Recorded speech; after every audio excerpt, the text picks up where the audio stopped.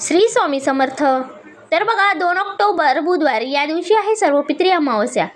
तर सर्वपित्री अमावस्या ही पितृपक्षातील शेवटचा दिवस मानला जातो.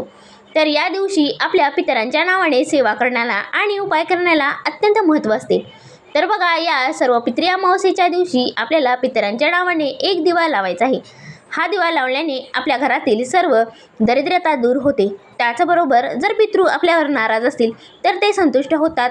आणि त्याचबरोबर बघा या सर्व पितृ अमावस्येच्या दिवशी पितरांच्या नावाने दिवा लावल्याने पितरांना मोक्षाची प्राप्ती होते, त्यांना सद्गती मिळते आणि त्यांना मुक्तीसुद्धा मिळते असे देखील म्हटले जाते. म्हणूनच या सर्व पितृ अमावस्येच्या दिवशी आपल्याला पितरांच्या नावाने एक दिवा लावायचा आहे. तर हा दिवा कसा लावायचा आहे आणि त्याचबरोबर सर्व पितृ अमावस्येच्या दिवशी आपण पितरांसाठी कोणत्या सेवा आणि उपाय करायचे आहेत याबद्दलचा व्हिडिओ आपल्या चॅनेलवर उपलब्ध आहे. तर तो व्हिडिओ तुम्ही नक्की पहा. श्री स्वामी समर्थ.